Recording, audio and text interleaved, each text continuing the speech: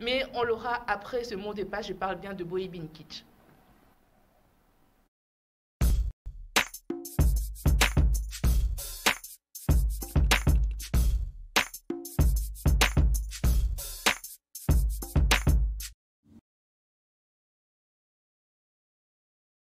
Exaucé Mangapi, bonjour. Bonjour Jocelyne Mato, Comment l'Africaine. Ah oui, l'Africaine. Ouais, je vais très bien par la grâce de Dieu et je suis tellement content d'être toujours en vie dans cette troisième et dernière semaine de la description des hôtels. Ça s'annonce chaud. Tellement chaud. Sinon, quelles sont les bonnes nouvelles? Ouais, Dieu fait grâce par son amour, nous portons très bien. Nous espérons que, là, comme je viens de recevoir de Mato aussi, hein, nous avons senti la sémence. Hein, oui, la sémence, on a dit. Ouais, on a senti la sémence avec Jocelyne Mato, quoi. LMK News avec Jocelyne Mato. J'ai été vraiment béni. Derrière, dans les coulisses, en regardant Jocelyne, je me suis dit, ah, mon père est en train d'investir dans les filles, en tout cas. Et dans les garçons, bien sûr, mais je suis en train de parler d'une femme. Ok, et aujourd'hui, Animad reçoit encore Exaucé Mangapi, bien sûr, un habitué. Mais qu'est-ce que tu nous amènes? Ok, c'est depuis hier que nous parlons de restaurants dans l'hôtellerie. C'est depuis hier qu'on a commencé à en parler. Et aujourd'hui, nous continuons dans type et restaurant étoilé. Type et restaurant étoilé. Voilà. Avant, je vais d'abord dire quelque chose. En tout cas, ça m'intéresse. Tu sais pourquoi? Pourquoi? Hôtel 1 étoile, 2 étoiles, 3, 4, je ne sais même pas si ça se limite à... Ouais, c'est la question que Judith a posée hier. Ouais, elle voulait aussi savoir quand est-ce qu'on parle de l'étoile dans un restaurant, dans un hôtel. On a expliqué ça de manière, en grosso modo. Aujourd'hui, on va essayer un peu de... Ce qui veut dire là, tu vas pas... Si, je suis une mode qui vient de nous édifier de part. Et je profite pour saluer tous les téléspectateurs qui nous suivent déjà. J'ai oublié vos salutations. Je vous salue au nom de Jésus, restez scotchés, ne vous déplacez pas, le fils et garçon, le mamans et papa, qui aiment Boy Binkich, prenez un carnet, prenez un stylo, soyez aussi accompagnés de vos talks comme moi pour être scotché à Boy Binkich. Et aujourd'hui, nous parlons de type et restaurant étoilé. Ok, on y va. Ok, déjà, comme on a dit hier que le mot restaurant vient tout simplement de restaurer, qui veut dire mettre en bon état, remettre à l'état original ou encore modifié pour donner une certaine perfection. Mais déjà, nous ne saurons pas en fait mettre marche en arrière beaucoup plus dans ce que nous avons dit hier.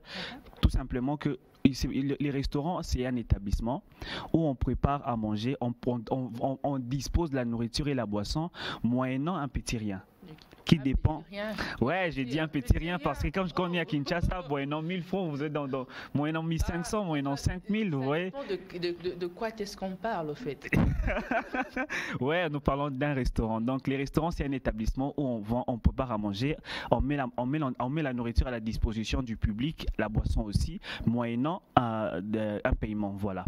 C'est des manières générales qu'on parle d'un restaurant. On peut retrouver un restaurant dans un hôtel, comme on a dit, restaurant dans l'hôtellerie. On peut retrouver un restaurant dans un aéroport, dans une université, dans une entreprise. Donc voilà, on peut retrouver les restaurants n'importe où. Mais seulement que les restaurants sont dispatchés en deux groupes.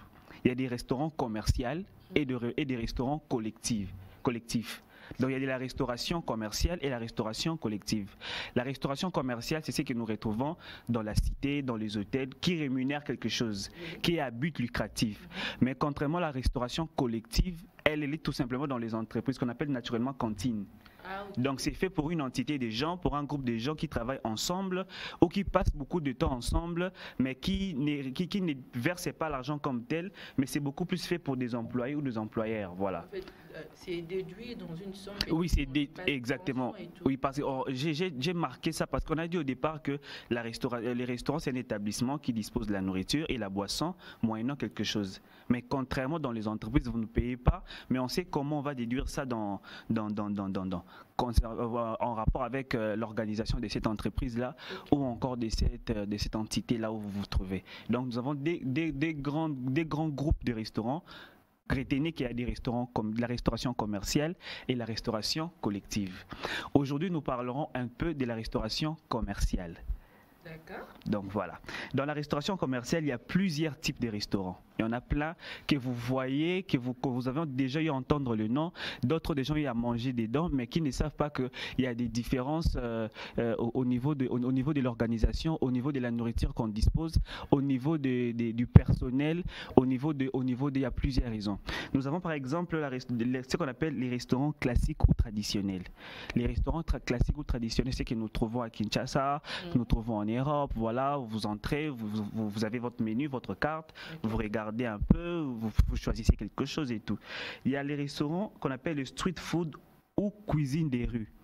Je n'ai pas voulu accompagner ça des images aujourd'hui, c'est différent parce que nous allons commencer à entrer en détail par rapport à chaque type. Okay. Donc, déjà la semaine prochaine, nous parlerons en détail sur la restauration classique ou traditionnelle et on va continuer avec ce qu'on appelle les street food ou cuisine des rues. Donc, il y a quelqu'un qui vous fait un truc vite fait, on voit ça souvent dans des images, les hot dogs par exemple, voilà. Il y a aussi la restauration ambulante ou de food truck.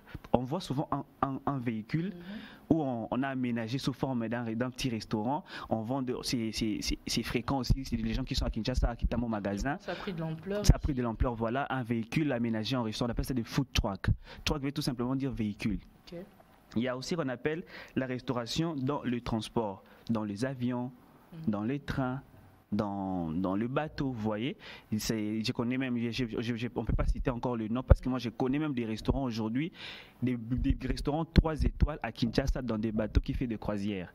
Alors, si vous me suivez, venez en fait commercialiser votre restaurant chez 3 étoiles dans un bateau de croisière. Voilà, ici à Kinshasa. Et c'est hyper luxueux.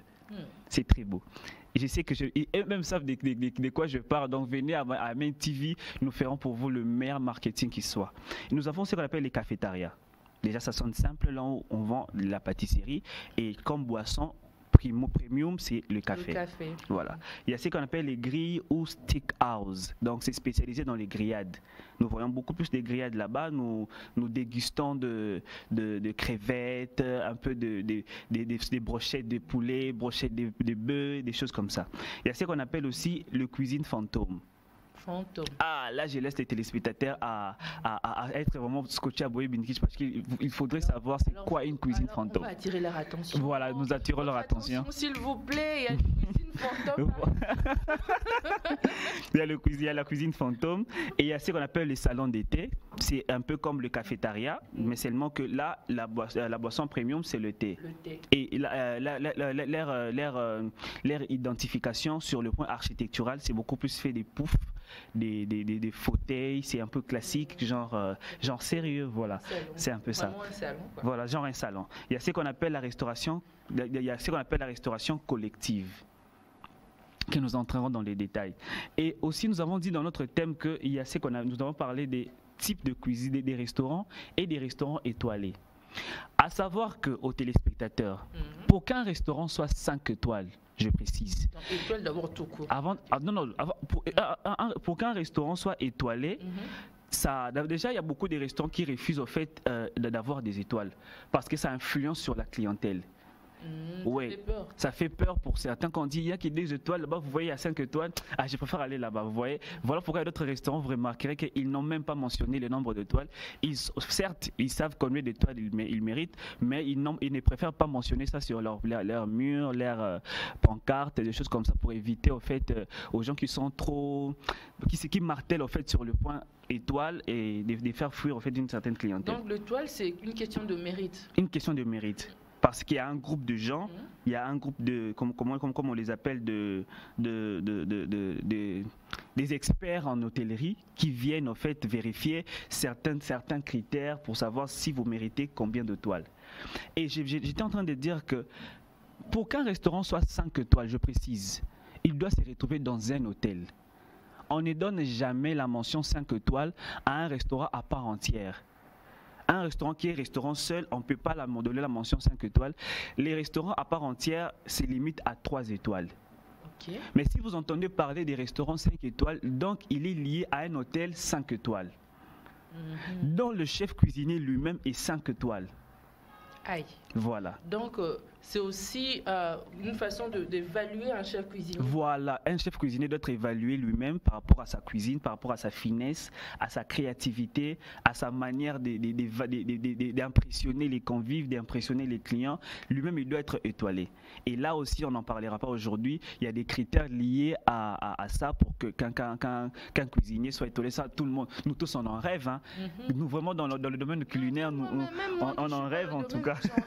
Ouais, il faut en rêver. Donc, le nombre d'étoiles augmente. En fait, le critère doit atteindre une certaine perfection.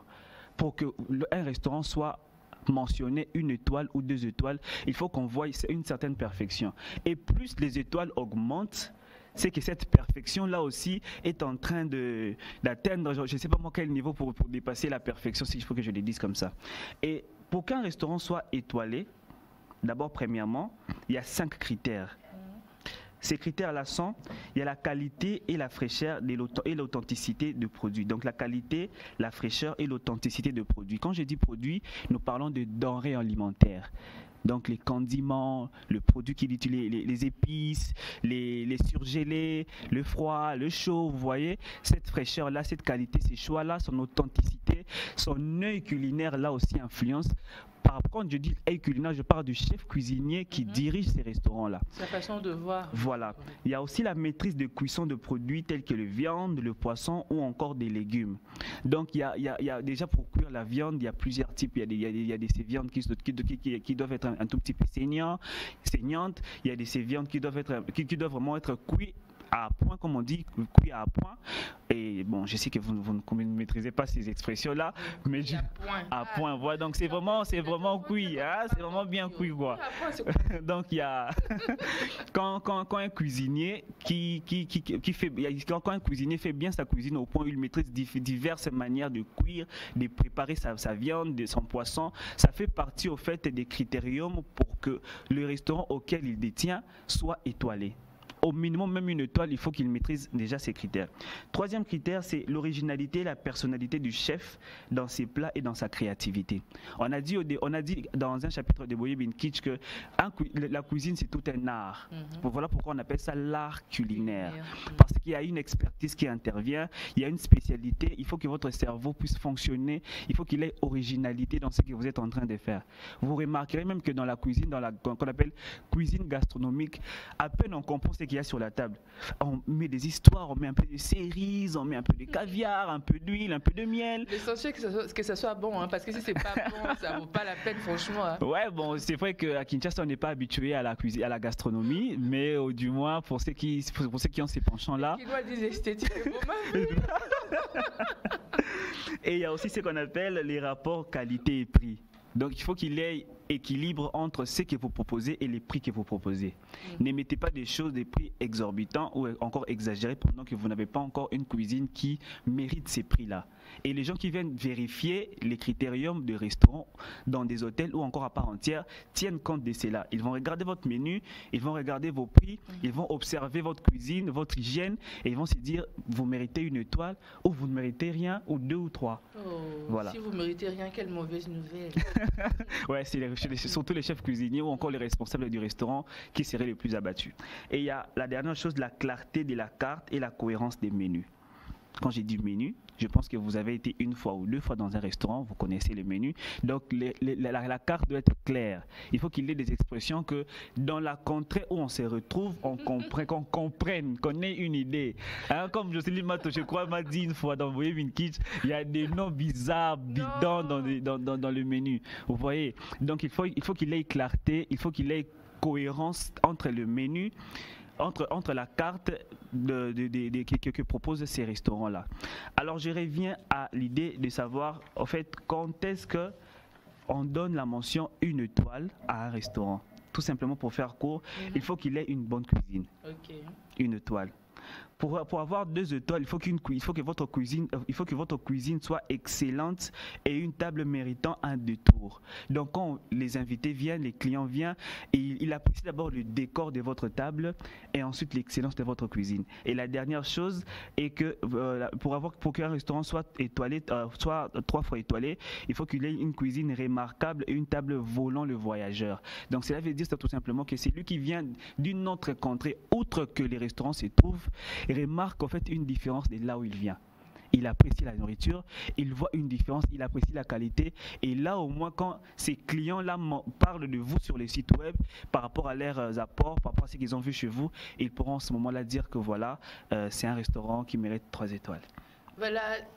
Exaucé Mangapi, franchement, dans les coulisses, moi je vais te chercher. Mais entre-temps, la semaine prochaine, tu dois revenir, ne change pas de sujet. Nous restons dans la restauration jusqu'à la fin du mois de décembre. Nous sommes en plein. Voilà. 5 étoiles, ça correspond à un hôtel. Donc pour avoir un restaurant 5 étoiles, il faut que ces restaurants soient liés à un hôtel 5 étoiles. Sinon, un restaurant standard ne s'arrête qu'à 3 étoiles. Okay. C'est qu'on peut retenir en gros. J'aime toujours rester avec quelque chose. Voilà, c'était là, Exaucé Mangapi dans Boé Bin Kitch. Tu vas un peu nous manquer parce qu'on a vraiment voulu que tu restes, mais le temps nous fait défaut. Et merci à tous les téléspectateurs qui m'ont suivi aujourd'hui, qui ont voulu prêter attention à ce que nous allons dire aujourd'hui. Je pense que vous n'étiez pas déçus. Vrai qu'on a appris ça de manière ramassée, mais nous aurons quand même le temps de décortiquer ça au fur et à mesure. Oui, la télé c'est le temps, voilà. Nous allons prendre un petit élément découverte et juste après on va lire vos messages.